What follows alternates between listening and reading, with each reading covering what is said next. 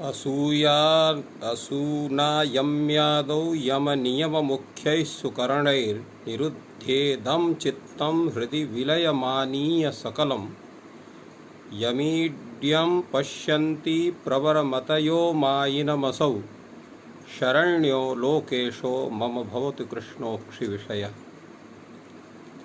संस्कृत शौर्यम इस समूह के से संबद्ध सभी विद्वद्गण, सभी संस्कृत प्रेमीजन, सभी शास्त्र प्रेमीजन एवं संस्कृत शौर्यम इस समूह के संस्थापक तथा प्रबंधकगण, आप सभी को प्रणाम करते हुए, साधुवाद करते हुए आज के इस ज्ञान सत्र का प्रारंभ कर रहे हैं।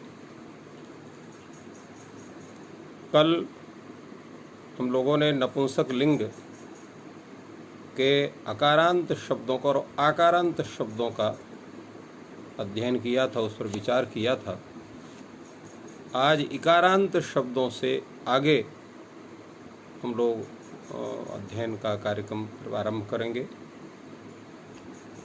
कल ये बताया गया था कि दीर्घ आकारांत शब्द हैं, उनको भी ह्रस्व हो जाता है और ह्रस्व होने के कारण ज्ञान शब्द के समान इसको रूप चलते हैं। जैसे श्रीप शब्द को, श्रीपा शब्द को बतलाया गया था कि श्री ही या श्रीम पाति यत कुलम तत्श्रीपम, वहाँ पर उसको जो श्रीपा इस अवस्था में ही नपुंसकलिंग होने पर प्रातिपदिक संज्ञा जैसे होती है, ह्रस्व नपुंसक के प्रातिपदिक उसको ह्रस्व होकर के, और फिर इसके बाद ज्ञानम शब्द का जैसे रूप चलता है सभी विभक्तियों में, वैसे ही श्रीप शब्द का भी चलता है। ये कल चर्चा हुई थी। आज हम लोग ह्रस्व इकारांत शब्द का, नपुंसक लिंग का शब्द, उस पर साधुत्व का विचार करते हैं। तो जल का पर्यायवाची शब्द है वारी शब्द। वारी शब्द ये ह्रस्व इकारांत शब्द है। इस शब्द से जब इसकी प्रातिपदिक संज्ञा करेंगे, सुविभक्ति लाएंगे तो वारी सु बनेगा और सूत्र यहाँ उपस्थित हो जाएगा स्वमोर नपुंसकता। नपुंसक लिंग में विद्यमान शब्द है वारी, उससे वीत प्रत्यय यहाँ पर सु, उसका लुक हो जाएगा। ये सूत्र की सर्वत्र प्राप्ति है, किंतु जब अदंत अंग से पर अगर सु और अम होता है तो उसका लुक नहीं होता है। तो वारी ये अदंत अंग है नहीं, ये इगंत अंग है, इसलिए इससे पर सु के लोप का वारण नहीं हो सकता है, अतः लोप हो जाएगा। तो वारी ऐसा ही रूप बनेगा। जब औ विभक्ति आएगी तो वारी औ रूप बनेगा। वारी औ इस अवस्था में यहाँ प्रथमयोग पूर्व सवर्ण से पूर्व सवर्ण दीर्घ प्राप्त था और उसको बाध करके जो है यहाँ इको यण से यण, पहले इको यण से यण, उसको बाध करके प्रथम पूर्व सवर्ण दीर्घ प्राप्त था और उसको ही बाध करके यहाँ पर सूत्र उपस्थित होता है इकोच विभक्तौ।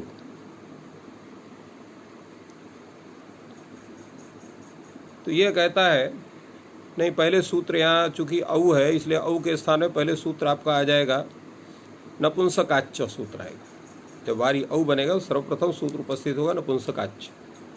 नपुंसकाच्च ये शब्द जो है नपुंसक लिंग से भी जो औ है उसके स्थान में शी आदेश कर देगा और सर्वस्थानीय भाव से ऐसा सुप्रत्ययत्व ला करके और शकार की संज्ञा लोप होकर के वारी ई ऐसा रूप बनेगा। वारी इस अवस्था में आपका निकोच विभक्तो सूत्र आता है। ये कहता है इगंतस्य क्लीवस्य नुम अच विभक्तो।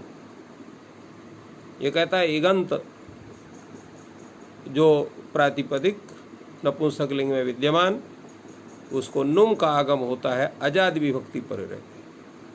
तो अजाद विभक्ति पर रहते नुम होगा। नुम कहाँ होगा? मिदचोन्त्यात् परा, अचो के मध्य अंत्य, उससे पर समुदाय का अवयव होकर के मित होता है। अंत्य यहाँ पर री, वारी में री का ई है, उससे पर यहाँ आपका ये नुम का आगम हो जाएगा।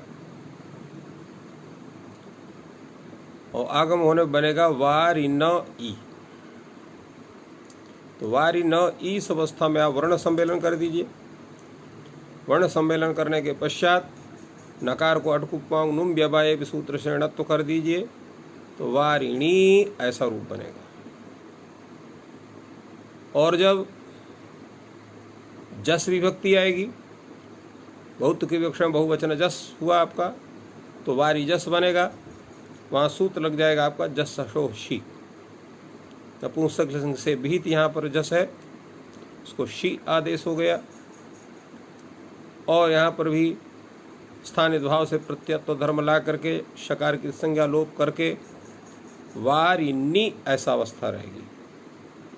और यहाँ पर भी कोच विभक्तो सूत्र से नुम का आगम होगा, उकार मकार की संज्ञा होगी, वारिन ई बनेगा।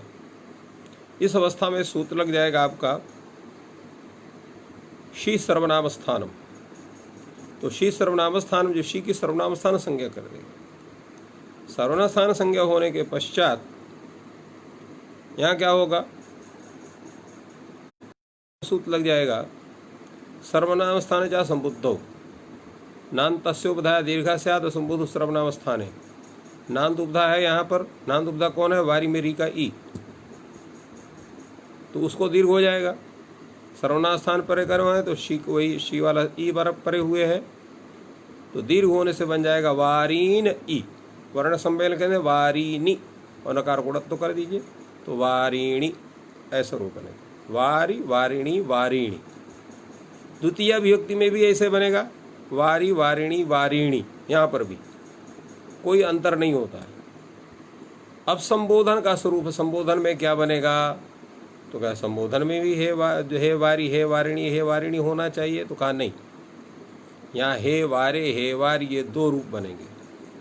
तो कैसे बनेंगे, क्योंकि हे वारे बनाने के लिए आपको संबुद्धि पर रहते ह्रस्व से गुणा से गुण करना पड़ेगा।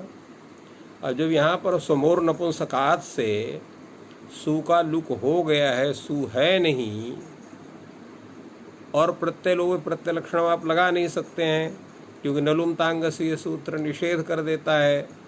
तो यहाँ सु आया नहीं, संबुद्ध्य व संबुद्धि परे मिला नहीं, तो रस सुगुणा से गुण होगा नहीं, तो हे वारे यह रूप कैसे बनेगा, ये प्रश्न है। तो कहा कि भाई ऐसा है कि जो नलुमतांग से सूत्र है ये अनित्य है, तो अनित्य होने कारण एक बार निषेध करेगा, एक बार निषेध नहीं करेगा। जब निषेध नहीं करेगा तो प्रत्यय लोप प्रत्यय लक्षण से वहाँ पर सु आएगा, संबुद्धि संज्ञक, और उसके पर ह्रस्व से गुणा से गुण हो जाएगा, तो हे वारे बन जाएगा। और जब नहीं होगा, चूंकि विकल्प से करेगा, तो हे वारे हे वार ये दो रूप बनेंगे। तो प्रश्न होगा कि नलुमतांगस ये सूत्र अनित्य है, इसमें प्रमाण क्या है। तो उस पर कहा कि इसमें प्रमाण इकोच वियुक्त इस सूत्र में अच ग्रहण ही प्रमाण है। कैसे प्रमाण है इसमें, तो कहा भाई यह है कि इसमें अच ग्रहण करने की कोई आवश्यकता ही नहीं। अच ग्रहण आप नहीं करोगे तो हलाद विभक्ति पर रहते भी नुम का आगम हो जाएगा, तो कहा हो जाने दीजिए। तो कहे सर्वत्र ना सुनाई पड़ेगा, कहीं नहीं सुनाई पड़ेगा।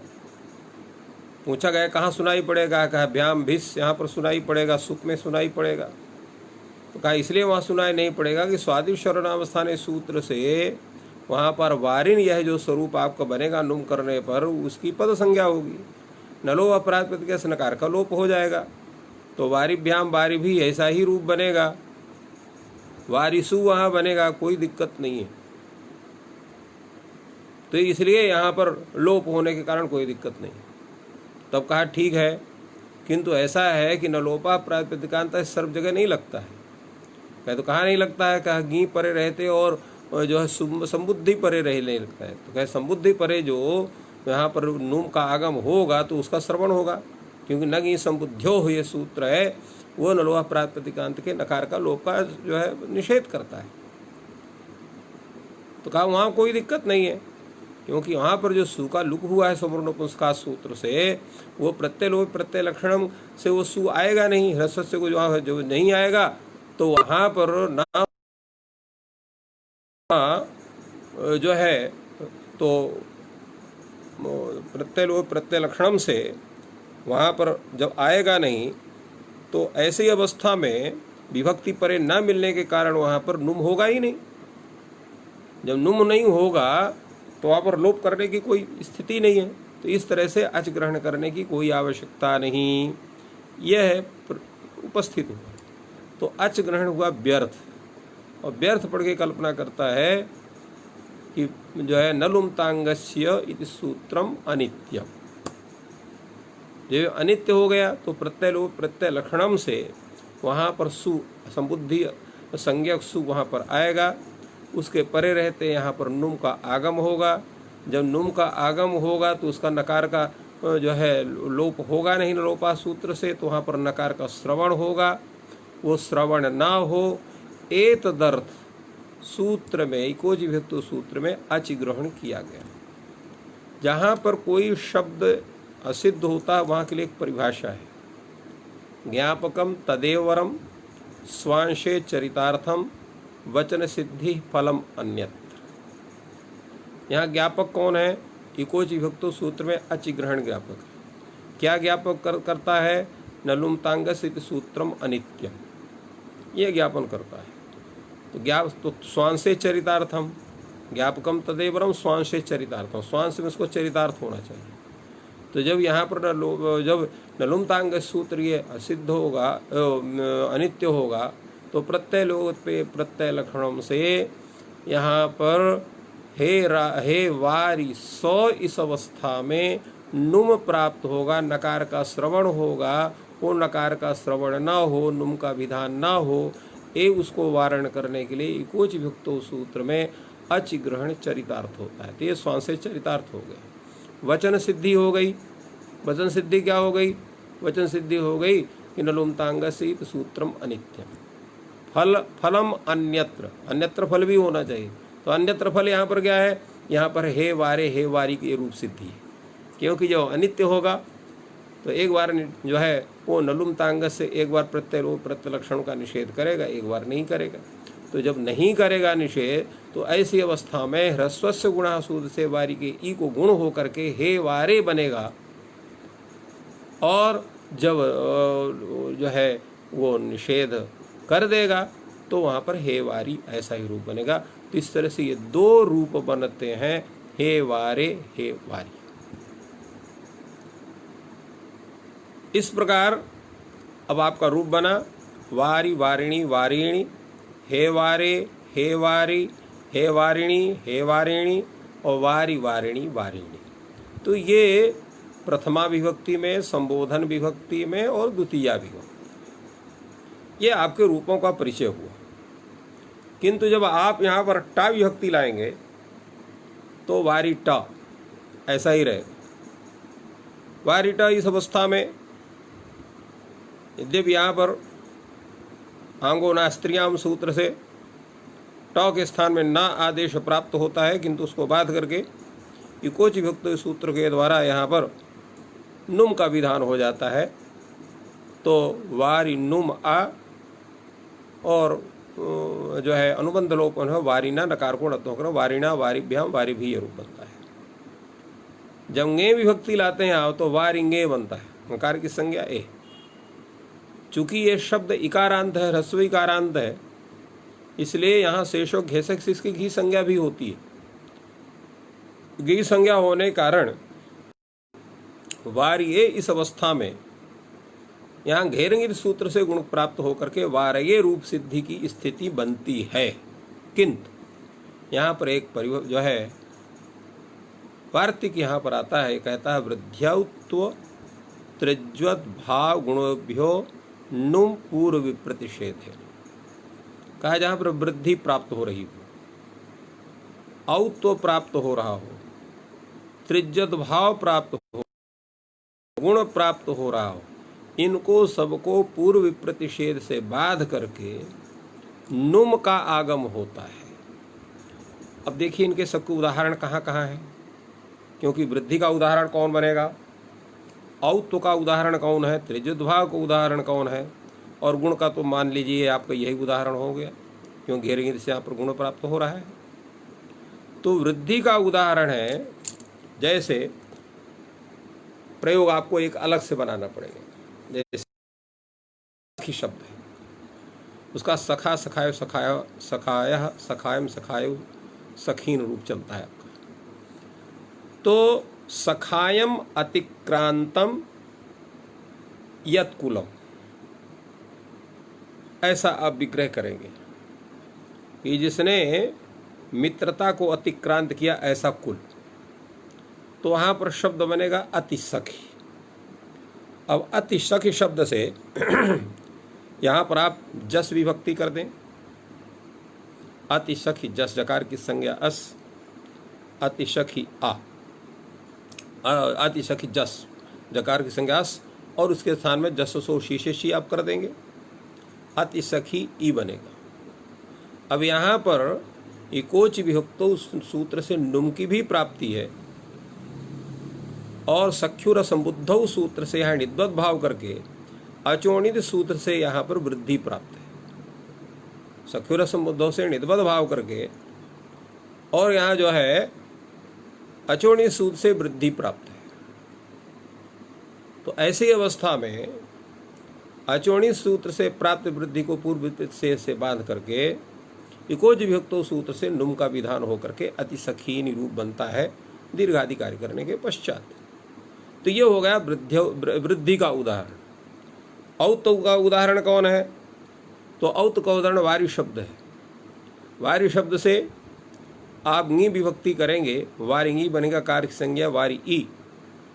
यहाँ पर इसकी घी संज्ञा है, और घी संज्ञा होने से अच्छघेह सूत्र लगेगा, और वारी के र को, री के आ को, री को और ई को आकार, और ङी के ई को जो है सीधे औ करके वारव, जैसे हरव रूप बनता है, भानव रूप बनता है, वैसे वारव रूप बनना चाहिए था। इस तरह से अच्छघेह सूत्र से यहाँ औत और अत्व की प्राप्ति थी, जिसको पूर्व प्रत्यय से बांध करके नु का विधान होता है और वारिणी रूप बनता है, जिसकी चर्चा हम आगे करेंगे। तो ये हो गया औत्व का उदाहरण। इसके बाद त्रिज्वत भाव का उदाहरण कौन है? जैसे प्रिय क्रोष्टु शब्द है, तो प्रियः क्रोष्टायस्य, प्रियः कोष्टायस्य तत्कुलम प्रिय कोष्टु, ये शब्द है, प्रिय कोष्टु शब्द है। ये नपुंसक लिंग बना आपका। इससे आप जब जस विभक्ति करेंगे, जसो से शी हो जाएगा, तो सर्वनाम की परता मिल गई, और सर्वनाम की परता होने के कारण यहाँ पर त्रिज्वत क्रोष्टु सूत्र से यहाँ पर त्रिज्वत भाव प्राप्त होगा, इकोच विभक्तो सूत्र से नुम प्राप्त होगा। तो यहाँ पर जो है त्रिज्वत क्रोष्टु सूत्र से प्राप्त जो त्रिज्वत भाव है, उसको पूर्व प्रतिषेध सूत्र से बाध करके यहाँ पर नुम का विधान होता है, और दीर्घाधिकारी होने प्रिय क्रोष्टुनी रूप बनता है। तो ये इसका उदाहरण है, और गुण का उदाहरण आपके सामने है, वारिणी यह बताया है, बता ही रहे उसमें। तो इस तरह से यहाँ पर घेर सूत्र को से प्राप्त जो गुण है, उसको पूर्व प्रतिषेध से बाध करके इकोच विभक्त सूत्र के द्वारा नुम का विधान होता है, तो वारिन ए बनता है। वर्ण सम्मेलन करने वारिणे नकार गुणत्व कर देंगे व्यवाय से, तो वारिणे रूप बनता है। वारिणे वारिभ्याम वारिभ्यः, और ngस में भी यहाँ पर भी किसी सूत्र की प्राप्ति होगा नहीं, यद्यपि यहाँ पर भी घी संज्ञा होने के कारण घेर से गुण प्राप्त है, परंतु इसी वार्तिक के आधार पर यहाँ पर भी नुम जो पूर्व से बाध करके और यहाँ पर नुम का विधान होता है। तो वारिणः वारिभ्याम वारिभ्यः, वारिणः ओस में वारिणो, और जब नुट आएगा तो नुट में क्या होगा? तो नुट में तो आपने पहले ही पढ़ चुका, नुम अचिरत त्रिजत भाव गुणेभ्यो नुट पूर्व प्रतिषेध है। तो यहाँ पर जो है, जो आपने गोष्ठी शब्द के विषय में ये वार्तिक आया था आपका, तो उसमें नुम अचिरत त्रिज भावेभ्यो नुट पूर्व प्रतिषेध, या नुम प्राप्त है तो नुम, और अचिरारिता से यहाँ पर राभाव और त्रिजत भाव, इनको पूर्व प्रतिषेध से बांध करके नुट का विधान होता है। तो यहाँ पे वारी आम में इकोज विभक्तों से नुम प्राप्त है, ह्रस्व नद्यापो नुट सूत्र से यहाँ पर ह्रस्व नद्यापो नुट सूत्र नुडागम प्राप्त है। तो कौन होगा? तो पूर्व प्रतिषेध से बांध करके नुट का आगम हो जाए। तो वारी नुट आम, उकार टकार की संज्ञा आपने किया, वारी नाम बनेगा, और सूत्र लग जाएगा नामी। अजंतांग कौन हो गया आपका? वारी, तो इसको दीर्घ हो जाएगा अलंत्य सूत्र की सहायता से, तो वारी का री का ही को दीर्घ हो गया, वारी नाम बनेगा। और नकार पूर्णत्व तो कर दीजिए तो वारी नाम। तो इस तरह से वारी नाम ये रूप बनता है। घी में वारी शब्द है, घीम गकार की संज्ञा ई, यहाँ पर भी घी संज्ञा होने से अच्छघे सूत्र की प्राप्ति थी, उसको पूर्व प्रतिषेध से बात करके यहाँ पर कोई जो सूत्र के द्वारा नुम का विधान होगा। उकार मकार की संज्ञा नकार पूर्णत्व होकर के वारिणी ये आपका रूप बनता है। और ओस में वारिणो और सुप में वारिषु आदेश प्रत्यय या जो सूत्र के द्वारा यहाँ पर षत्व का विधान होता है। तो इस तरह से संपूर्ण सूत्र का वो संपूर्ण ये जो प्रयोग है वारी शब्द का, इसका फिर से एक बार रूप आप श्रवण कर लीजिए। वारी वारिणी वारिणी, हे वारे हे वारी, वारिणी वारिणी, वारी वारिणी वारिणी, वारिणा वारिभ्याम वारिभिः, वारिणे वारिभ्याम वारिभ्यः, वारिणः वारिभ्याम वारिभ्यः, वारिणः वारिणोः वारीणाम, वारिणी वारिणोः वारिषु। इस तरह से संपूर्ण वारी शब्द का, तो जितने भी इस तरह से ह्रस्व इकारांत नपुंसक लिंग के शब्द हैं, सब का रूप ये वारी शब्द के ही समान चलेगा, दूसरा कोई रूप इनका नहीं चलेगा।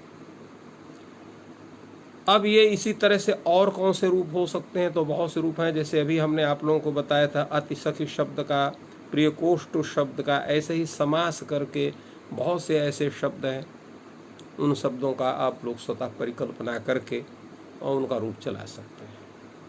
अब इसी में ह्रस्व इकारांत और भी ऐसे शब्द हैं जिनका भिन्न रूप चलता है, भिन्न प्रक्रिया उसकी होती है। ऐसे कौन शब्द हैं जिसमें वारी शब्द से अतिरिक्त भिन्न प्रक्रिया होती है? तो ऐसा शब्द है आपके सामने, अस्थि शब्द है, दधि शब्द है, शक्ति शब्द है और अक्षि शब्द है। अस्थि, दधि, शक्ति और अक्षि, तो ये शब्द हैं जिनका अभी हम लोग इसकी चर्चा करते हैं। तो जैसे अस्थि शब्द का आप लोग जानते हैं, अस्थि माने आपकी जो है हड्डियों को अस्थि कहते हैं। और शक्ति शब्द जो है ये उरु उरु को भी कहते हैं, और जो आपका बैलगाड़ी वगैरह होती है उसके जो डंडे वगैरह होते हैं उनको भी शक्ति शब्द से कहा जाता है। और अक्षि माने नेत्र होता है। और दधि शब्द का अर्थ आप जानते ही हैं। तो इस तरह से इन शब्दों के अर्थ हैं। तो हम पहले लेते हैं अस्थि शब्द को।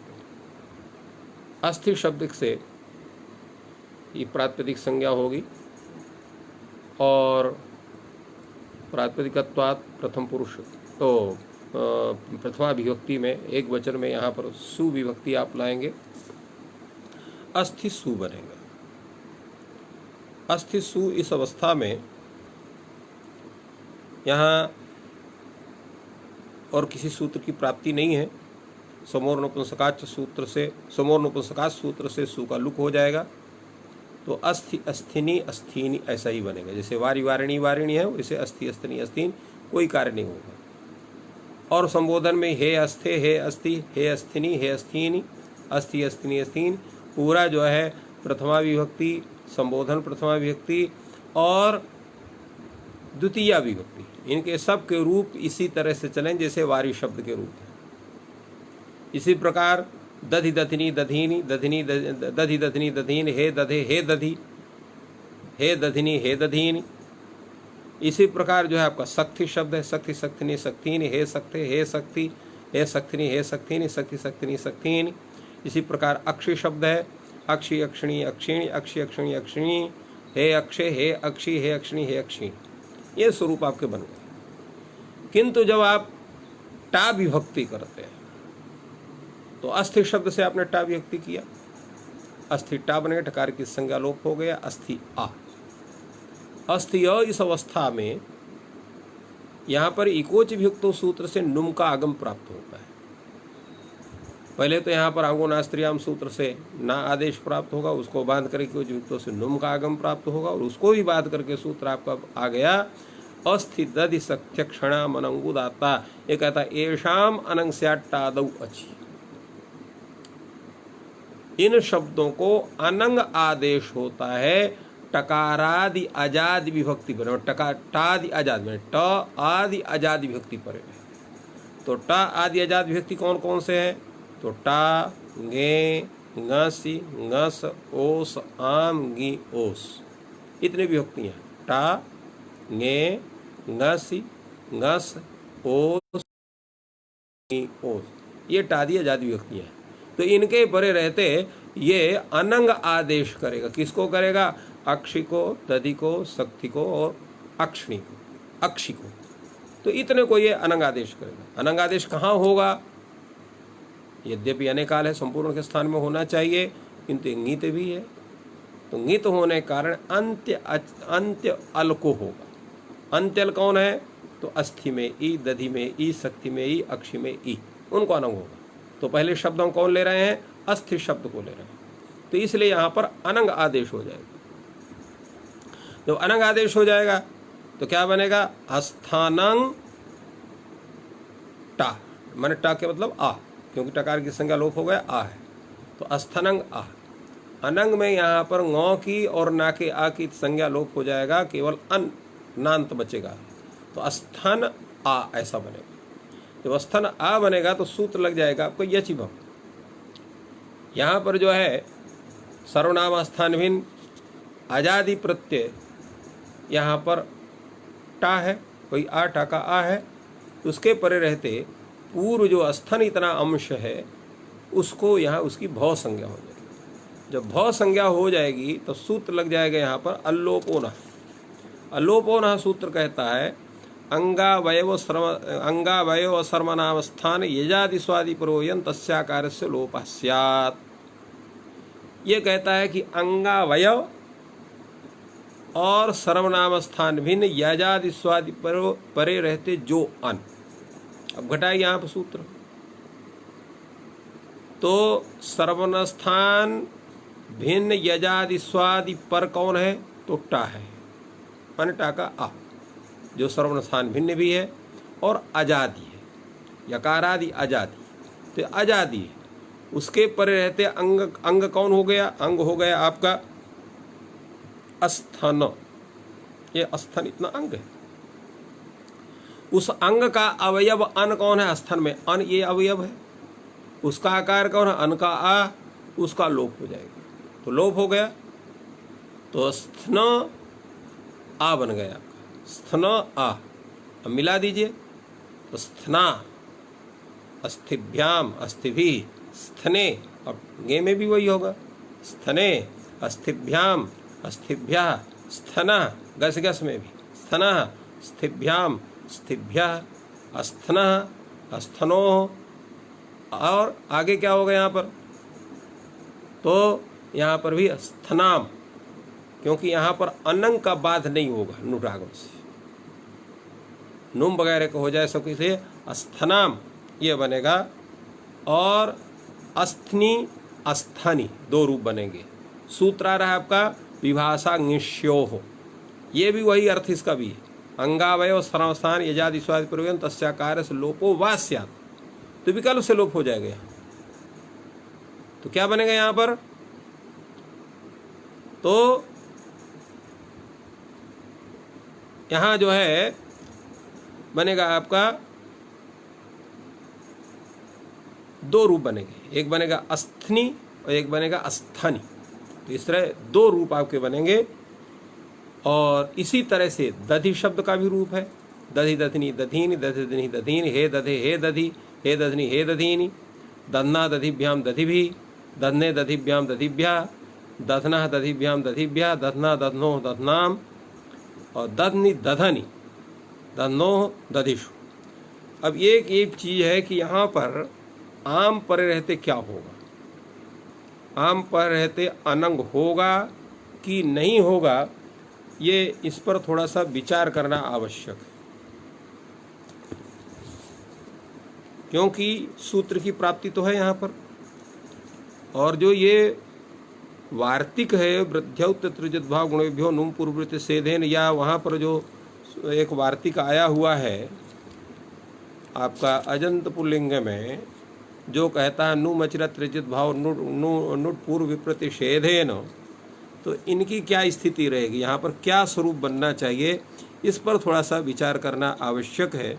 उस पर चलिए हम लोग विचार करते हैं कि यहाँ पर क्या होना चाहिए और क्या नहीं होना चाहिए।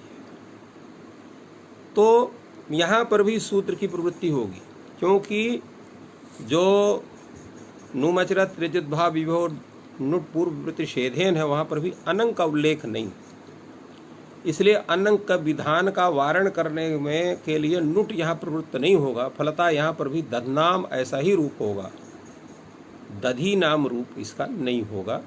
ये एक आप लोगों को सबको जानना चाहिए।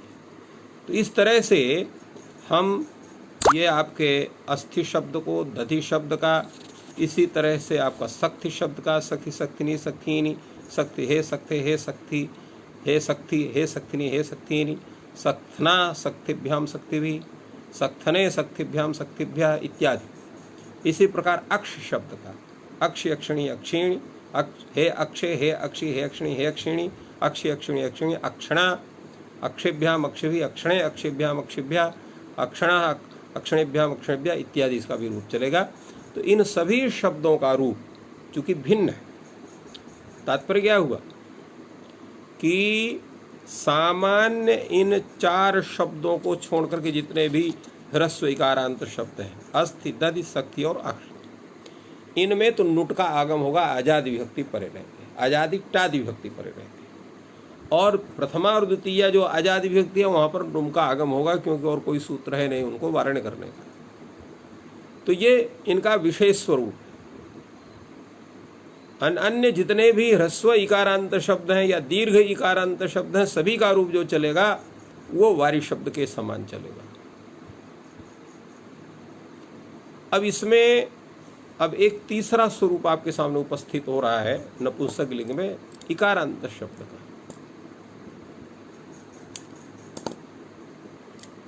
और वो शब्द है आपका सुधी शब्द। सुधी का मतलब क्या है, सुष्ठु ध्यायति इति सुधी। पुल्लिंग में सुधी ही सुधियो सुधिया चला है, स्त्रीलिंग में भी सुधी सुधियो सुधिया चलेगा, कोई उसका ऑप्शन नहीं है। किंतु जैसे आप आएंगे नपुंसक लिंग में वैसे ही कुछ दूसरा स्वरूप बन जाएगा, क्योंकि सुधी शब्द है यहाँ पर। सुधी शब्द का से जब सुविभक्त सुधी सु क्या, जब सुधी शब्द की जैसे प्रातिपदिक संज्ञा करेंगे और नपुंसक लिंग में विद्यमान रहेगा, तुरंत वहां पर ह्रस्व नपुंसक के प्रातिपदिक से ह्रस्व हो जाएगा, तो सुधी की जगह सुधी शब्द हो जाएगा ये। और जैसे सुधी शब्द हुआ पूरा रूप बारी शब्द के समान इसका हो जाएगा, सुधी सुधनी सुधीन, हे सुधे हे सुधी, हे सुधनी हे सुधीन, जैसा आपका वारी शब्द की तरह चलता है। द्वितीय में भी सुधी सुधनी सुधीन ऐसा ही रूप चलेगा। किंतु जब आप ट विभक्ति लाएंगे, सुधी टा ऐसा स्वरूप बनेगा, टकार की संज्ञा हुई, सुधी आ ऐसे बनेगा। ऐसी अवस्था में आपका सूत्र लग जाएगा तृतीयादिषु भाषित पुंस्कम पुंवद गालवस्य। ये सूत्र क्या कहता है, ये कहता है प्रवृत्ति निमित्तैक्ये भाषित पुंस्कम इगंतम क्लीवम पुंवद वा टादौ अचि। ये कहता है प्रवृत्ति निमित्त का के एक रहने से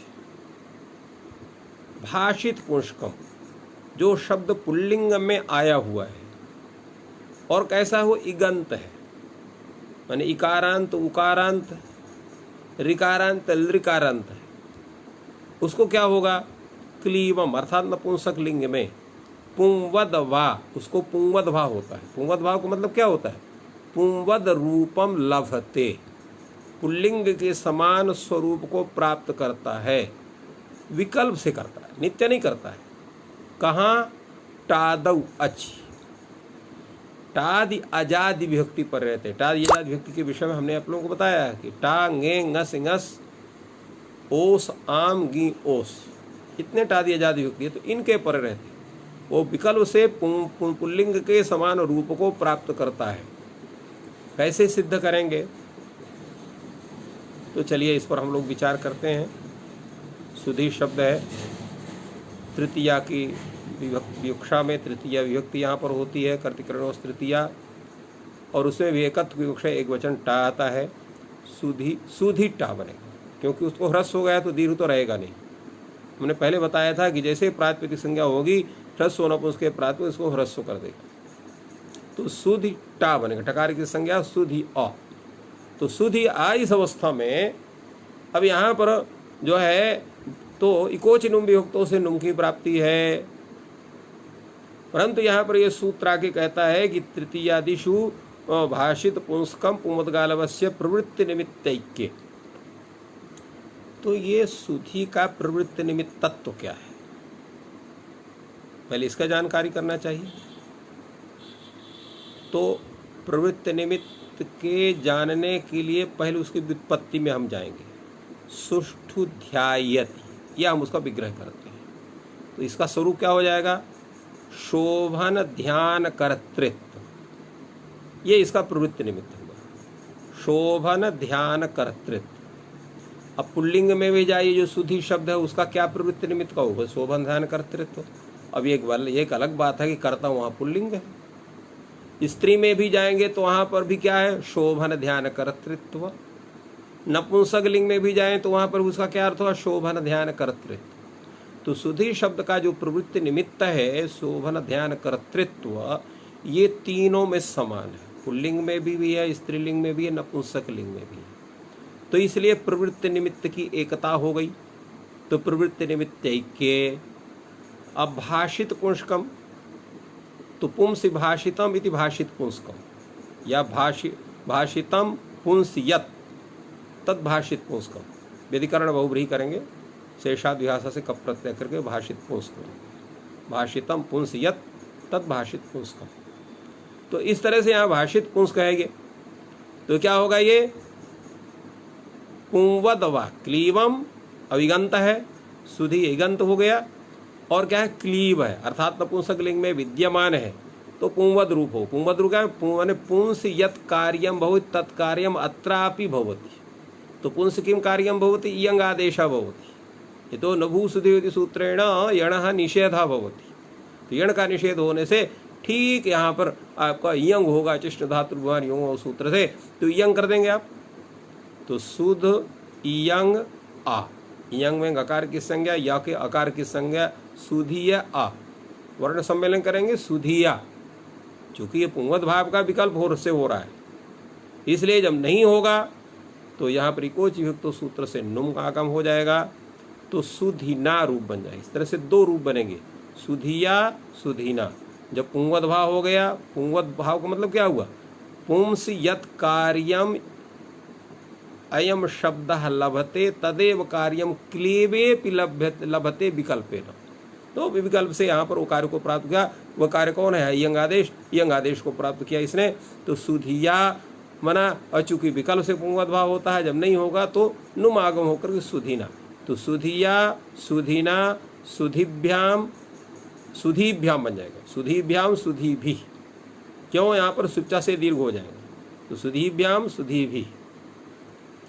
इसके अनंतर जो है आपका ङे विभक्ति आएगा, वहाँ पर भी आपका यंग होगा तो सुधिये पुंवद भाव होने से, और जब नुम होगा तो सुधिने। तो सुधिये सुधिने, सुधीभ्याम सुधीभ्या, गस गस में सुधीना सुधिया, सुधीभ्याम सुधीभ्याम सुधीभ्या, सुधीना सुधिया, सुधियो सुधिनो, और सुधीनाम वहाँ एक और वहाँ बनेगा, सुधीनाम बनेगा। हाँ, अब इसके बाद अब आपका आ गया ङी विभक्ति, तो सुधी सुधीनी, सुधियो सुधिनो और सुधीषु। इस तरह से ये सुधी शब्द का रूप चलेगा। इसमें ये आपका सुधी शब्द का रूप चलेगा, सुधी शब्द का। इसके अनंतर मधु शब्द है। मधु शब्द ये नित्य नपुंसक लिंग है, तो इसका मधु मधुनी मधुनी, हे मधो हे मधु, हे मधुनी हे मधुनी, और मधु मधुनी मधुनी। मधु शब्द नित्य नपुंसक उन्होंने भाषित पुंसक नहीं है, इसलिए इसको पुंगवत भाव आ रहा है, से संबंधित कोई कार्य नहीं होगा। फलतः इसका यहाँ सीधे ही कोच विभक्तों से नुम होकर के मधुना मधुभ्याम मधुभी मधुने मधुभ्याम मधुभ्या मधुना मधुभ्याम मधुभ्या मधुना मधुनो मधुनाम और मधुनी मधुनो मधुषु, तो इस तरह इसका रूप चलेगा। इसमें भाषित पुंस्कत्व आदि कुछ नहीं है। इसके बाद आइए आप सुलु शब्द, सुष्ठु लुनात यत कुलम तत्सुलु, ऐसा कुल है जो अच्छे ढंग से जैसे आपका जो है धान हो गया, गेहूं हो गए, और भी जो भी अनाज है, जो फसल है खड़ी हुई है खेत में, उसको सही ढंग से काटते हैं जिससे इधर उधर कोई नहीं होता। ऐसे कुल को, ऐसे खानदान को सुलु कहा जाता है। तो सुलु शब्द का में सुलु शब्द ऐसा है क्योंकि लूय छेदन धातु, उकारांत धातु है, तो सुलु शब्द है। जब क्या सुष्ठु लाती तो सुलु ऐसा बनेगा। सुलु शब्द की जो है यहाँ पर भी किप प्रत्यय है, किपचा सूत्र से सर्वापहार लोप हुआ है, सुलु शब्द बना है। किंतु जैसे प्रातिपदिक संज्ञा करेंगे तो नपुंसकलिंग विद्यमान होने से ह्रस्व नपुंसक के प्रातिपदिक से ह्रस्व हो जाएगा, तो सुलु सुलु सुलु ऐसा बन जाएगा। अब इसे यहाँ प्रातिपदिक संज्ञा करेंगे, सुविभक्ति इत्यादि जब करेंगे तो जैसे वारी वारिणी वारिणी बनता है, मधु मधुनी मधुनी बनता है, उसी तरह से इसका सुलु सुलुनी सुलूनी, हे सुलो हे सुलु, हे सुलुनी हे सुलुनी और सुलु सुलुनी सुलूनी ये रूप बनेगा। किंतु जैसे आप टा विभक्ति करेंगे तो सुधी शब्द के सामान्य ये भी प्रवृत्ति निमित्तिकता इसमें भी है। क्यों? इसका प्रवृत्ति निमित्त क्या है? शोभन लवन कर्तृत्व। तो शोभन लवन कर्तृत्व पुल्लिंग में भी है, स्त्रीलिंग में भी है, नपुंसक लिंग में भी। तो प्रवृत्ति निमित्त हो गया। भाषित पुंस्कत्व तो है ही है, इगंत है ही है, तो और नपुंसक लिंग में विद्यमान है ही है, इसलिए इसको पुंगवत भाव हो जाएगा। जब पुंगवत भाव हो जाएगा तो यहाँ पर क्या हो जाएगा? यहाँ पर भी उवंग हो जाएगा। क्या हो जाएगा? यहाँ पर भी उवंग। तो उवंग होने के कारण इसका यहाँ पर तो एक हो गया आपका जो है नहीं यण हो जाएगा। एरडे का जो संयोग पूर्व सूत्र से यहाँ पर यण हो जाएगा, तो सुल्वा बनेगा। सुल्वा सुलुना दो रूप बनेंगे। सुल्वा सुलुना सुलुभ्याम सुलुभि, सुल्वे सुलुने सुलुभ्याम सुलुभ्या, सुल्वा सुलुवा सुल्वा सुलुना सुलुभ्याम सुलुभ्याम सुलुभ्या, सुल्वा सुलुना सुल्वोह सुलुनोह और सुलुनाम और सुल्वाम दो रूप बनेंगे। जब नुट होगा तो नुट को नुम को बात करके नुट हो जाएगा तो सुलू नाम बनेगा, और जब यण हो जाएगा तो सुल्वाम बनेगा, क्योंकि इन्होंने कहा जो संयोग पूर्वस्य ये सीधे वहाँ पर नुट का आगमन करेगा। और इसी तरह से सुल्वी सुलूनी, सुल्वोह सुलुनोह और सुलुषु, इस तरह का इसका रूप चलेगा। इसी तरह से आपका जो है धात्री शब्द है,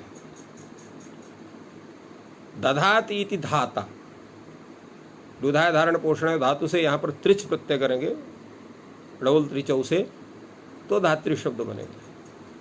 यहाँ पर भी इसका अर्थ क्या है?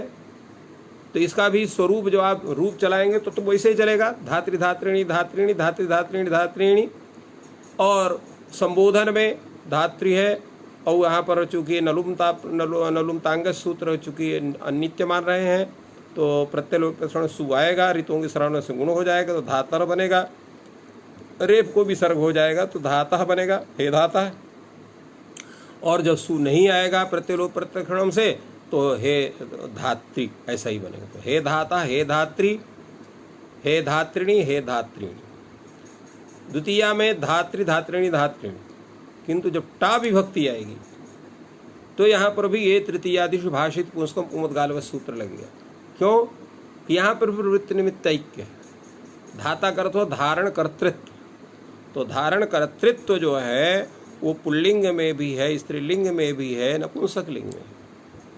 तो धारण कर्तृया धारण पोषण कर्तृत्व, क्योंकि दुधाय धारण पोषण यो दो अर्थ हैं, धारण एक पोषण, इसलिए धारण अर्थ करने वाले को भी धाता कहा जाता है, पोषण करने वाले को भी धाता कहा जाता है। तो धारण पोषण कर्तृत्व, तो धारण पोषण कर्तृत्व ये पुल्लिंग में भी है, स्त्रीलिंग में भी है, नपुंसक लिंग में भी है, तीनों में जगह पर है। फलतः प्रवृत्ति निमित्त हो गया। भाषित पुंस्क है ही है, इगंत है क्योंकि ऋकारांत है तो इगंत भी हो गया, नपुंसक लिंग में विद्यमान है ही है तो इसको पुंवद रूप होगा, अर्थात पुल्लिंग में जो कार्य होता है यहाँ पर भी होगा। तो पुल्लिंग में क्या कार्य होता है तो वहाँ यणकार हो जाता है। तो इसलिए एक बार धात्रा धात्रिणा, धातृभ्याम धातृभिः, धात्रिणे धात्रे धात्रिणे, धातृभ्याम धातृभ्यः। और इसके बाद जो है पंचमी में और षष्ठी में धातुः, धातुः धात्रिणः, धात और धात्रोः धात्रिणोः और धात्रीणाम, ये रूप आपको बनेगा। जो है सप्तमी में धात्री धातरी और धात्रिणी, तो ये धातरी ऋतुओं की सर्वनाम से गुण है, धातरी धात्रिणी दो रूप होंगे, धातरी धात्रिणी और धात्रोः धात्रिणोः और धात्रिषु। तो इस तरह से ये तीन ऐसे शब्द हैं जो भाषित पुंस्क हैं। आपके लघु सिद्धांत कुमुदी में ये तीनों शब्द दिए गए हैं। पहला शब्द है सुलु शब्द, दूसरा शब्द है नहीं, पहला शब्द है आपका सुधी शब्द, दूसरा सुलु शब्द और तीसरा धातृ शब्द। तो इन तीनों में ही केवल पुंवद भाव होगा, अन्य किसी में नहीं होगा। मधु में इसलिए नहीं होगा, भाषित पुंस्क नहीं है। अब इस तरह से ये शब्द आपके ऋकारांत शब्द यहीं पर पूर्ण होते हैं। अब ऋकारांत शब्द के पश्चात हम लोग देखते हैं कि कौन शब्द आप आएगा। तो ऋकारांत कोई नपुंसकलिंग कोई शब्द नहीं है, एकारांत भी ढूंढने से जल्दी मिलेगा नहीं, परंतु ओकारांत शब्द है। कौन शब्द है? प्रद्यो शब्द है। तो प्रद्यो शब्द, तो प्रद्यो शब्द ये जो है ये नपुंसकलिंग माने है ये। तो इस शब्द से, ये नपुंसकलिंग विद्यमान होने से जैसे इसकी प्रातिपदिक संज्ञा आप करेंगे तुरंत इसको ह्रस्व हो जाएगा। तो अब यहाँ पर ओ के स्थान में ह्रस्व कौन होना चाहिए? तो कहा ये प्रश्न क्यों हुआ, ह्रस्व क्यों होना चाहिए? कहा इसलिए प्रश्न हुआ कि ये संयुक्ताक्षर है, ये ए ओ ऐ औ ये संयुक्ताक्षर ये स्वर माने जाते हैं। तो इसलिए इसमें कंठ भी है और ओष्ठ भी है, ए और ऐ में कंठ भी है और तालु भी है, अर्थात अ ई का भाग अ उ का भाग है। तो यहाँ पर ह्रस्व तो एक ही होगा, या तो आ करिए या तो ई करिए ए ऐ में, अथवा ओ औ में आ करिए या ओ उ करिए, तो कौन होगा? तो ऐसी अवस्था में पाणिनि ने सूत्र लिखा एच इघ्रस्वादेशे आदिश्यमानेषु ह्रस्येषु एचः इगेव स्यात्। ये सूत्र कहता है कि अगर आदिश्यमान जो ह्रस्व अर्थात जहाँ पर ह्रस्व, जहाँ एच के स्थान में ह्रस्व आदेश हो रहा है वो एक ही ह्रस्व आदेश होगा, दूसरा नहीं हो सकता। ये सीधे नियम कर दिया। तो नियम होने के कारण यहाँ आपकी देखिए स्थिति क्या बनेगी। प्रद्यो शब्द है, प्रद्यो शब्द से वहाँ पर ह्रस्व होगा, तो हाँ प्रद्यो शब्द है, प्रातिपदिक संज्ञा हुई। जैसे प्रातिपदिक संज्ञा हुई तुरंत यहाँ उपस्थित हुआ ह्रस्व नपुंसक, प्रातिपदिक ह्रस्व करने के लिए उपस्थित हुआ। कहाँ ह्रस्व हो, ये यहाँ पर स्थिति बनी। तो ये परिभाषा सूत्र, नियम सूत्र उपस्थित हुआ। परिभाषा सूत्र नियम सूत्र है। यादिश्यमानेषु ह्रस्येषु एचः इगेव ह्रस्वस्य, तो इक ही होगा। तो कौन सा इक होगा? तो अर्थात ए और ए के स्थान में ई ही होगा। और इसी तरह से ओ और औ के स्थान में ऊ ही होगा इक। तो इसलिए यहाँ जो है तो यहाँ ओ है, प्रद्यो में ओ है। इसलिए इस सूत्र की सहायता से ह्रस्व नपुंसक के प्रातिपदिक सूत्र के द्वारा ह्रस्व ओ के स्थान में ऊ का विधान हो जाए तो बन जाएगा प्रद्यु। इसका भी रूप जो है मधु शब्द की तरह चलेगा, प्रद्यु प्रद्युनि प्रद्युनि, हे प्रद्यो हे प्रद्यु हे प्रद्यु हे प्रद्युनि हे प्रद्विनी हे प्रद्युनी, इस तरह से रूप चलेगा। परंतु जब टा विभक्ति आएगी प्रद्युटा, तो यहाँ तृतीयादिश भाषित पुष्कम पुंवद गालवस ये सूत्र लगेगा कि नहीं लगेगा, प्रश्न उपस्थित होगा। तो कहा क्यों प्रश्न करते हैं, क्योंकि क्या प्रवृत्ति निमित्त तो एक है, तो प्रवृत्ति निमित्त को वो एक होने के कारण यहाँ पर सूत्र की प्रवृत्ति होनी चाहिए। तो कहा नहीं होगी। कहा क्यों, क्योंकि मूलतः ये शब्द इगंत नहीं है। आपका सूत्र कहता है प्रवृत्ति निमित्ति के भाषित पुष्कम इगंतम, मूल रूप से ये ओकारांत है, तो एजंत है। ये इगंत न होने के कारण इस सूत्र को, यहाँ इस सूत्र की अर्थात तृतीया द्विभाषित पुंसपुंगालवस्य की प्रवृत्ति यहाँ पर नहीं होगी। जब नहीं होगी तो इसका रूप जो है एक ही समान, अर्थात वारी शब्द के समान या मधु शब्द के समान ही चलेगा। अर्थात शुद्युना शुद्युभ्याम शुद्युभि, शुद्युने शुद्युभ्याम शुद्युभ्या, शुद्युना शुद्युनः शुद्युभ्याम शुद्युभ्या, शुद्युनः शुद्युनो शुद्यूनाम, और शुद्युनि शुद्युनो शुद्युषु। तो इस तरह से ही इसका रूप चलेगा। नहीं, प्रद्यु शब्द है, हम गलत बोल गए थे, प्रद्यु शब्द है। तो प्रद्यु प्रद्युनि प्रद्युनि, हे प्रद्यो हे प्रद्यु हे प्रद्युनि प्रद्युनि हे प्रद्युनि, और प्रद्युना प्रद्युभ्याम प्रद्युभि, प्रद्युने प्रद्युभ्याम प्रद्युभ्या, प्रद्युना प्रद्युभ्याम प्रद्युभ्या, प्रद्युना प्रद्युनो प्रद्यूनाम, प्रद्युनि प्रद्युनो प्रद्युषु। इस तरह से प्रद्यु शब्द का रूप चलेगा। तो ये हो गया आपका ओकारांत शब्द। अब ऐकारांत शब्द है। तो प्रकृष्टः रैः यस्मिन् कुले तत्कुलम प्ररि। अब यहां पर रई ये धनवाचक शब्द है, आप लोग जानते हैं। रई शब्द पुल्लिंग भी है, स्त्रीलिंग भी है, नपुंसक लिंग भी समस्त होने पर हो गया है।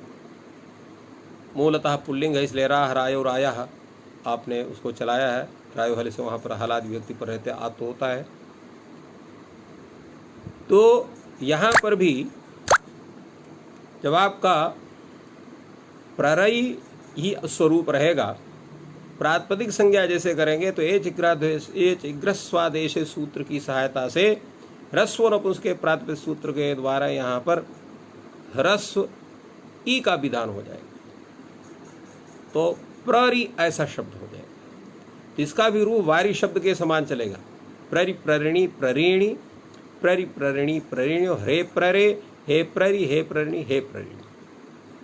यहाँ पर भी भाषित पुंस्क होने के, भाषित पुंस्क की एकता होने के कारण, अरे प्रवृत्ति निमित्त की एकता होने कारण, भाषित पुंस्क होने कारण यहाँ पर भी पुंगवत भाव होना चाहिए था, किंतु यहाँ पर भी वही नियम आ गया, क्योंकि ये मूल रूप से ये शब्द इगंत ना हो करके एजंत है। इसलिए यहाँ पर भी प्रवृत्ति निमित्त का एक भले रहे, भाषित पुंस्क भले रहे, किंतु इगंत ना होने कारण इसको पुंगवत भाव नहीं होता है। तो इसका भी प्रणिना प्ररिभ्याम प्रणिया प्रराभ्याम चलेगा। क्योंकि एक देश विकृत मनन्य बस से यहाँ पर जो री है उसको भी रई माना जाएगा, और रई मान करके इसको रायोहलि सूत्र से आत्तो करके से प्रणिना प्रराभ्याम जो है प्रराभ्याम और प्रराभि ही बनेगा। और इसी तरह से प्ररिणे प्रराभ्याम प्रराभ्य, प्ररिण प्रराभ्याम प्रराभ्या प्ररिण प्ररिणो, और प्ररई प्ररीणाम, क्योंकि यहाँ पर जो है अटकुपाउन से जो है नुडागम हो जाए, नहीं नारायण जो है ह्रस्व नद्यापन से नुडागम हो जाएगा, नाम से दीर्घ प्ररीणाम, ये आपका रूप बनेगा। और जो है सप्तमी एक वचन में प्ररिणी और द्विवचन में प्ररिणो हो और प्ररासु। तो इस तरह से इसका रूप परिवर्तन होगा। इसका एक विशेष रूप से परिवर्तन हुआ। रूप परिवर्तन का मुख्य कारण रायोहलि सूत्र है, एक देश विकृतम अन्यवात न्याय से वहां पर उसको दीर्घ कर देता है। इसी प्रकार सुनु शब्द है, सुशोभना नौहु यस्मिन कुले, तत्कलम तत्कुलम सुनौ, माने सुंदर नौका है जिस कुल में, जिस केवट के घर में, केवट के कुल में सुंदर नौका है, वो कुल जो केवट का सुनु कुल कहा जाएगा। सुनौ, सुनौ शब्द है, ओ का औकारांत शब्द है। तो औकारांत शब्द है, यहाँ पर भी जब उसकी प्रातिपदिक संज्ञा जैसे आपने कृतद्धि समास से किया, तुरंत ह्रस्व नपुंसक के प्रात ह्रस्व होकर के यहाँ पर उ ह्रस्व हो जाएगा, तो सुनु शब्द हो जाएगा। इसका भी सुनु, सुननी, सुनूनी, हे सुनो, हे सुनु, हे सुननी, हे सुनूनी, और सुनु, सुननी, सुनी द्वितीय में हो गया। टादि विभक्ति पर रहते भी स्थिति वही है। भाषित पुंसक है, प्रवृत्ति निमित्तैक है, सब कुछ है, किंतु ये मूल रूप से औकारांत अर्थात एज अंत है, इगंत नहीं है, इसलिए इसको भी पुंगवत भाव नहीं होगा, फलता केवल अनुम के रूप बनेंगे। तो सुनुना और जो है सुनुभ्याम, सुनुभि, सुनुने, सुनुभ्याम, सुनुभ्या, सुनुना, सुनुभ्याम, सुनुभ्या, सुनुना, सुनुनो, सुनूना, और सुनुनी, सुनुनो, सुनुषु। तो इस तरह से ये रूप का पूरा प्रचलन, स्वरूपा का निर्णय, यह सब पूरा विधान ये आप लोगों को बताया गया। और ये पूरा जो आपका अजंत नपुंसक लिंग शब्द है, इसमें जो नपुंसक जो शब्द हैं, तो कुछ तो ऐसे शब्द हैं जो मूलतः स्वयमेव नपुंसक लिंग में विद्यमान हैं, कुछ ऐसे हैं जो प्रत्ययांत होने से, जैसे भाव अर्थ में, जहाँ पर किसी भी धाव से भाव अर्थ में जब लुट प्रत्यय होता है तो वो नपुंसक लिंग हो जाता है, लुडंतम नपुंसकम। परंतु करण अर्थ में और कर्म अर्थ में अगर लुट होगा तो वो नित्य पुल्लिंग नहीं होगा, न नित्य नपुंसक होगा, न नित्य स्त्रीलिंग होगा। तो इसलिए भावार्थक जो नपुंसक लिंग होता है, इसका शब्द आपका ज्ञानमाया। इसके अनंतर जो है इसी तरह से जैसे धन है, वन है, फल है, ये वैसे ही शब्द हैं, ये नित्य नपुंसक माने जाते हैं। इसके बाद आपके सामने जो है वो ये डतर डतम प्रत्यांत आए, जिनका नपुंसक लिंग में अर्थात ये सर्वनाम शब्द है, जिनके विषय में बाकी सर्वनाम के अलग रूप होंगे, परंतु डतर प्रत्यांत और डतप प्रत्यांत का डतरातिभ्य पंचभ्या से अद्र आदेश होने के कारण इनका स्वरूप भिन्न जो है। अन्यतम शब्द को कहा कि अन्यतम शब्द जो है ये अन्यतमम ऐसा ही होगा, ये डतम प्रत्ययांत नहीं है, अपितु स्वतंत्र शब्द है। इन्होंने बताया कि अन्यतर शब्द और अन्यतम शब्द ये जो है ये अभ्युत्पन्न प्रातिपदिक है। इसी प्रकार एक शब्द से भी अगर डतर प्रत्यय होता है, परंतु एक तात्पर्य सिद्ध वक्तव्य सूत्र से अर्थ भाव का निषेध हो जाता है, तो ये स्थिति होती है ह्रस्व अकारांत शब्दों की। दीर्घ अकारांत शब्द में यहाँ पर श्रीम पातीत, इस विग्रह में श्रीम पातीत यत कुलम, तो वहाँ पर श्री पाश शब्द बनता है। ह्रस्व उसके प्रातिपदिक सूत्र से ह्रस्व होने पर यह श्री पौष शब्द होता है, जिसका पूरा का पूरा रूप ज्ञान के शब्द के समान चलता है। ये प्रयोग बतलाता है कि दीर्घ आकारांत शब्द में भी ह्रस्व होने के कारण उसका भी ह्रस्व अकारांत शब्दों जैसा ही रूप चलेगा, अर्थात नपुंसक लिंग में दीर्घ आकारांत, दीर्घ ईकारांत, दीर्घ उकारांत और एकारांत, ओकारांत, ऐकारांत, औकारांत किसी के भी रूप नहीं चलते। सामान्य रूप से आप ये कह सकते हैं कि ह्रस्व अकारांत, ह्रस्व इकारांत, ह्रस्व उकारांत, इन्हीं और ह्रस्व ऋकारांत, इन्हीं के रूप चलते हैं। तो ये बतलाया गया वायु शब्द के में विशेष रूप से चर्चा हुई संबोधन के विषय में, जहाँ हे वारी का रूप बनता है, और साथ में एक विशेष जो चर्चा हुई कि इतना नुड आगम नुम होने पर भी आम के पर रहते नुट का ही आगम होगा, क्योंकि ये जो वृद्ध्यौत्व त्रिज्वत भाव गुणेभ्यो नुम पूर्व विषेधेन, ये नुम का को बाध करके और नुट का विधान होता है। इसके अनंतर ये चार शब्दों के लिए एक विशेष अवस्था बनती है, टादि विभक्ति पर रहते अस्थित, अधिशक्ति और अक्ष शब्द का। तो ये एक विशेष विचार हुआ, और उसमें भी जहाँ पर जो है नी के पर रहते और शी के पर रहते, इन्होंने बताया कि ये भी जो है वहाँ पर भी लोपोना सूत्र की जो प्रवृत्ति नित्य होती है, व्यासंगिष्य से अन के आकार का लोप का जो विचार है वो विकल्प से हो जाता है। इसके बाद जो है ह्रस्व दीर्घ ईकारांत शब्दों का आया, दीर्घ उकारांत शब्दों का वहाँ पर फिर ह्रस्व करके और वारी शब्द की तरह बताया गया, किंतु वहाँ पर कहा गया कि जिनका प्रवृत्ति निमित्त एक है और जो इगंत है भाषित पुंस का उनको पुंगवत भाव होता है, तो दो रूप वहाँ बनते हैं, टादि अजादि व्यक्ति पर रहते, एक पुल्लिंग जैसा रूप बनता है और एक जो है नपुंसक लिंग जैसे शब्द रूप, जिसके विषय में ये तीन शब्द आपके सामने उपस्थित होते हैं। पहला शब्द है सुधी शब्द, दूसरा सुलु शब्द है और तीसरा धातृ शब्द है। मधु शब्द नित्य नपुंसक लिंग होने के कारण भाषित पुंसक है नहीं, इसलिए उसकी स्थिति यहाँ नहीं बनती है। दूसरे प्रवृत्ति निमित्त ऐक्यता का कोई सवाल ही नहीं है, क्योंकि जब वो भाषित पुंसक रहे तो प्रवृत्ति निमित्त ऐक्य का सिस्टम बनेगा, वो बनता नहीं। इसके बाद ये सुलु शब्द धातृ शब्द है, सुनु शब्द हैं, तो इनके विषय में बताया गया है कि ये भाषित पुंसक हैं, प्रवृत्ति निमित्त ऐक्य भी है, किंतु मूलतः ये जो है वो एजंत है, इगंत नहीं है, इसलिए इनमें भी प्रवृत्ति ये तृतीयादिषु भाषित पुंसकों बोधगालवस् सूत्र की नहीं होती है। तो इस कारण से इसी तरह से आपका जो है प्ररि शब्द है, प्रकृष्टः रई, प्रकृष्टः राह यस्मिन् कुले तत्प्ररई, इसी तरह से प्रकृष्टा नौ यस्मिन् कुले सुष्ठु सुष्ठु शोभना नौ यस्मिन् कुले तत्सुनौ और उसका सुनु, तो ये भी एजंत है।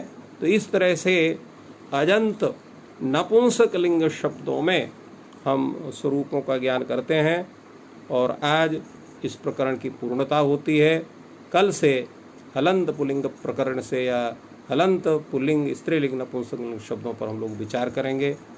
और आज का ये ज्ञान सत्र, अध्ययन सत्र यहीं पर पूर्णता को प्राप्त कर रहा है। आप सभी को प्रणाम करते हुए, साधुवाद करते हुए और इस अध्ययन सत्र को यहीं पर पूर्णता प्रदान करते हैं। जय तु संस्कृतम, जय तु भारतम।